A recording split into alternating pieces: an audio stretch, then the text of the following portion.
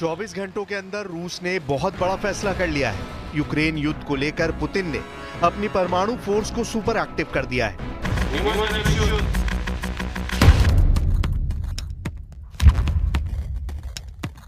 Уважаемые товарищи,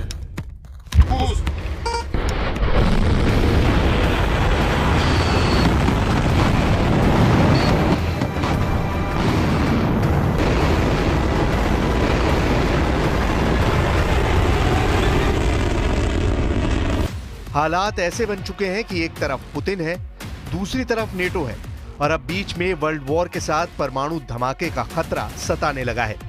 Ukraine में तेज हो रहे पुतिन के हमले बता रहे हैं कि पुतिन का परमाणु मिसाइल वाला गुस्सा पूरे यूक्रेन को ही नहीं, पूरे यूरोप को जला सकता है। रूस के हमलों से साफ है कि पुतिन का गुस्सा बहुत खतरनाक है। ये युद्ध ज़ेलेंस्की के हाथ से निकल चुका है। ये बात बाइडेन और उनके साथी देश जानते हैं। पुतिन का परमाणु पंजा निकल चुका है।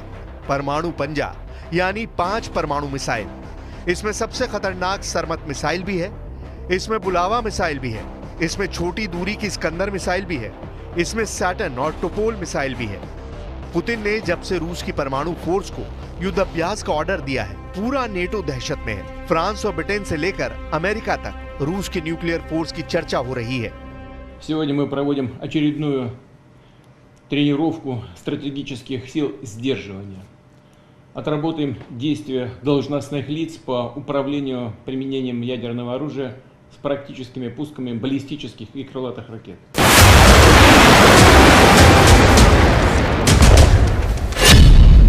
सवाल है कि पुतिन अपनी सबसे खतरनाक मिसाइलों को लॉन्च करके क्या दिखाना चाहते हैं। ये वो मिसाइल हैं जो इस वक्त पूरी तरह एक्टिव है।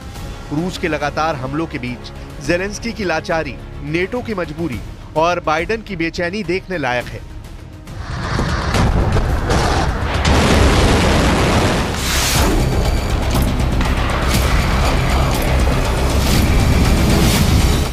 पुतिन की परमाणु धमकी का मतलब है 96 करोड़ लोगों पर वर्ल्ड वॉर का खतरा। पुतिन कह चुके हैं कि यूक्रेन को लंबी दूरी के हथियार देकर अब नेटो रूस के खिलाफ सीधी लड़ाई लड़ना चाहता है।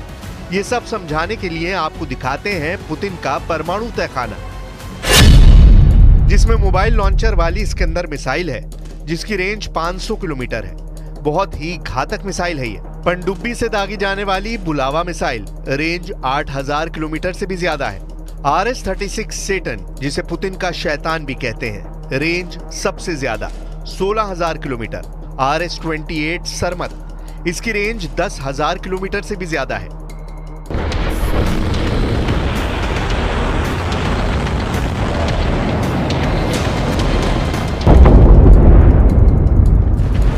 पुतिन की सबसे बड़ी गेम चेंजर मिसाइल है RS-24।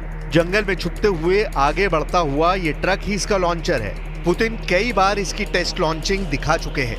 अब डर है कि यूक्रेन युद्ध के दौरान इसका असली प्रैक्टिकल भी देखने को ना मिल जाए। पूरी दुनिया बस इसी डर से घबराई हुई है। RS-24 यार्ड्स की रेंज 11000 किलोमीटर से भी ज्यादा है। ये पुतिन की सबसे आधुनिक लैंड बेस्ड मिसाइल है। वहीं पुरानी UR-100 स्टेल्टो अब भी भरोसेमंद मिसाइल है। रेंज 10000 किलोमीटर से ज्यादा है।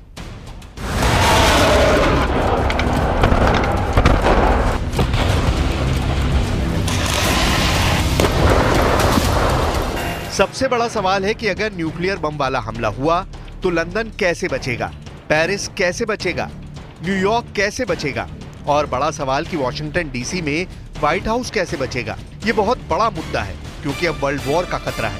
हालांकि ज़ेलेंस्की को फिक्र अपने खार्किव की है, सूमे की है और डोनेस्क की है, जबकि वो खुद अपनी कैपिटल कीव में बैठे हैं। Сразу отмечу, что Россия подтверждает свою принципиальную позицию о том, что использование ядерного оружия является крайней исключительной мерой обеспечения безопасности государства.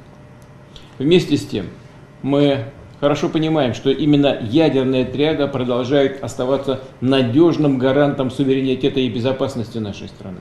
पुतिन के गुस्से का मतलब क्या है? क्या होगा अगर परमाणु बटन दबा और न्यूक्लियर हमला हुआ?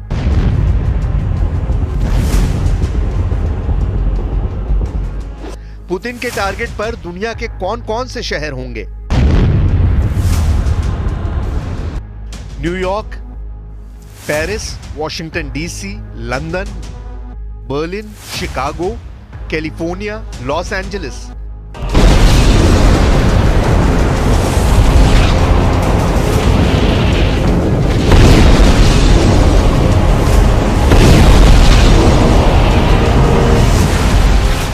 ये नाम इसलिए क्योंकि पुतिन की रेंज इन शहरों तक है और अगर नेटो और अमेरिका ने उनके साथ न्यूक्लियर युद्ध शुरू किया तो पुतिन इन सभी शहरों को धूल में मिला देंगे, इसकी पूरी गारंटी उनकी मिसाइल देती है। अगर इन शहरों पर बम गिरा तो क्या होगा? कोई शक नहीं कि पुतिन का गुस्सा नेटो के शहरों को जलाकर राख कर देगा। ये बात जो बाइडेन भी जानते हैं, फ्रांस के इमैनुअल मैक्रो भी जानते हैं, जर्मनी के ओलाफ शोल्ज भी जानते हैं और ब्रिटेन के पीएम केयर स्टारमर भी पुतिन के गुस्से से वाकिफ हैं। ये रूसी आईसीबीएम बुलावा है, इसकी लॉन्चिंग देखिए और फिर नेटो के खौफ को समझिए। एक के बाद एक बुलावा मिसाइल लॉन्च हो रही है। एक मिसाइल, दूसरी मिसाइल, तीसरी मिसाइल, चौथी मिसाइल। बोरई क्लास की पनडुब्बी में ऐसी 16 मिसाइलें लॉन्च की जा सकती हैं। 8000 किलोमीटर तक वार करने वाली ऐसी हर एक मिसाइल 6 परमाणु बम से लैस की जा सकती है। 6 न्यूक्लियर बम, यानी कि 6 शहरों की इस तरह की तबाही।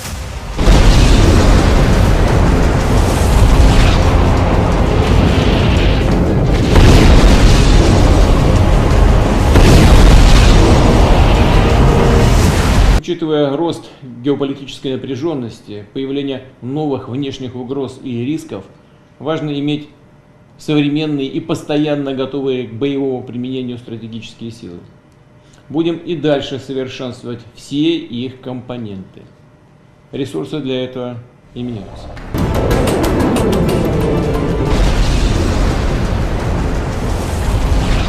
अगर रूस के परमाणु युद्ध अभ्यास का टारगेट अमेरिका है तो रूस अकेला अमेरिका का दुश्मन नहीं, जो उस पर परमाणु हमला करने की ताकत रखता है।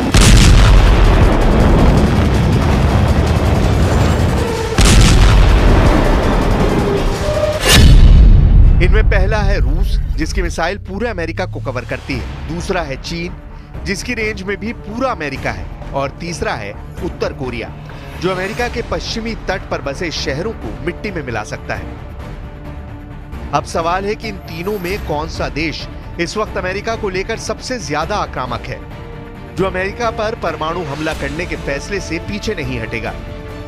क्या वो रूस के राष्ट्रपति व्लादिमीर पुतिन है, जिनकी मिसाइलों से अमेरिका डरा डरा सा रहता है? क्या वो चीन के राष्ट्रपति शी जिनपिंग है, जिनकी खामोशी ही अमेरिका से लेकर ताइवान और जापान को डराने के लिए काफी होती है?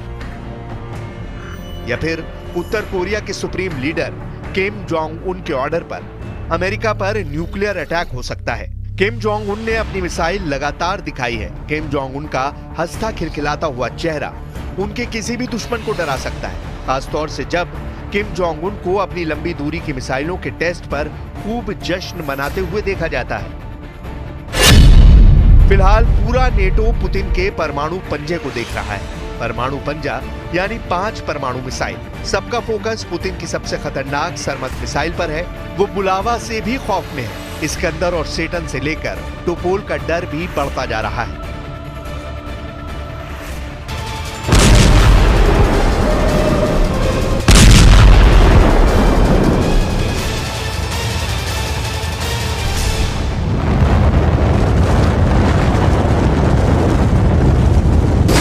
कुल मिलाकर पुतिन की न्यूक्लियर कमांड इस वक्त पूरी तरह एक्टिव है।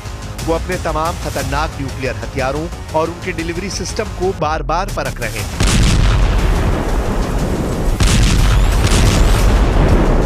पुतिन की मिसाइल के टारगेट पर नेटो का हर बड़ा शहर है और इस बात को समझना बहुत जरूरी है कि पुतिन की धमकी को हल्के में लेने की गलती वर्ल्ड वॉर को दावत कही जाएगी। इसलिए युद्ध को लेकर पूरी दुनिया में जो अंगारे देखने को मिल रहे हैं, उसमें यूक्रेन का अंगारा गाजा से भी खतरनाक है, क्योंकि इस जंग में बार बार बताया जा रहा है कि रूस के परमाणु हथियार लगातार एक्टिव बने हुए हैं।